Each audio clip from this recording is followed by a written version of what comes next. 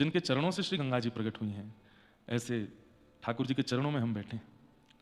बंधुओं, कोई मेरे मन में ऐसी कभी कोई भावना नहीं रहती कि मैं कभी कंपैरिजन करूं, लेकिन जो बात है वो है, गंगा जी चरणों से निकली हैं और श्री गंडकी मैया ठाकुर जी के गाल से निकली, और गाल से सीधा यूं ही थोड़ी यूं धार निकल आई होगी, गाल से थोड़े नीचे थोड़ी पे आई होंगी, थोड़ी से गाल पे गई होंगी, वक्ष का स्पर्श करके उधर से फिर जंघा से फिर चरणों से आकर के श्री गंडकी मैया प्रकट हुई हैं।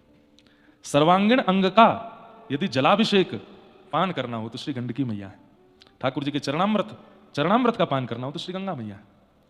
तो ये भी हमारा सौभाग्य है कि गंगा दशहरा पर हम लोग गंडकी मैया के तट पर हैं। सारे कितने कितने सौभाग्य हैं, उन सबका मैं कहां कहां तक वर्णन करूं।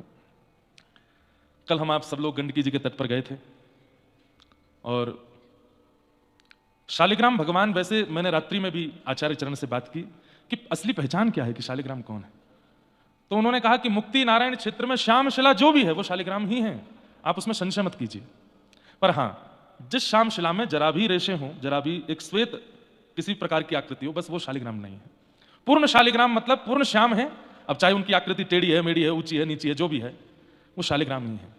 लेकिन पूर्ण पहचान शालिग्राम जी के दो रूपों में, पहले चक्र अंकित होगा और वो मिलना बहुत मुश्किल है, और दूसरा बिल्कुल पृथ्वी के समान गोल होंगे, चिपटे मिल जाएंगे, लंबे मिल जाएंगे, चौड़े मिल जाएंगे, ऐसे मिलेंगे, पर बिल्कुल गोल मिले, मतलब अगर रख के पूरा बना दिया जाए तो सर्कल, पूरा एक्चुअल सर्कल बने तो शालिग्राम।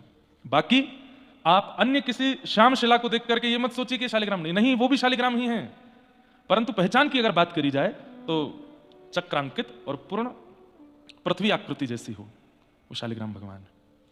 कल इतने सारे लोग गंडकी के तट पर गए और वहां जाते ही पता नहीं क्या हुआ, सब ढूंढने लगे, जबकि मैं मना करके गया था कथा में कि वहां बैठ के बढ़िया नारायण कवच करेंगे, नदी में कोई उतर, किसी ने नहीं मानी बात, सब कूद पड़े और ढूंढने में लगे हैं शालिग्राम, कैसे भी मिल जाओ।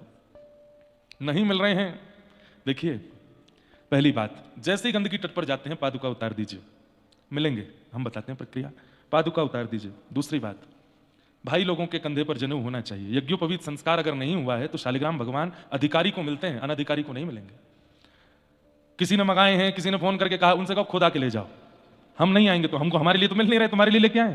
किसी ने मुझे पत्र में कहा, महाराज जी हमारे किसी ने कहा तुम खरीद के लो, खरीदना बिल्कुल नहीं। शालिग्राम भगवान को बेचना और खरीदना दोनों ही जघन्य अपराध है। स्वयं की निष्ठा से जाकर के, और बहुत जल्दी मिल जा रहे हैं इसका मतलब गुरु कृपा है, आराम से मिल रहे हैं इसका मतलब विरह दे रहे हैं ठाकुर जी, मिलेंगे।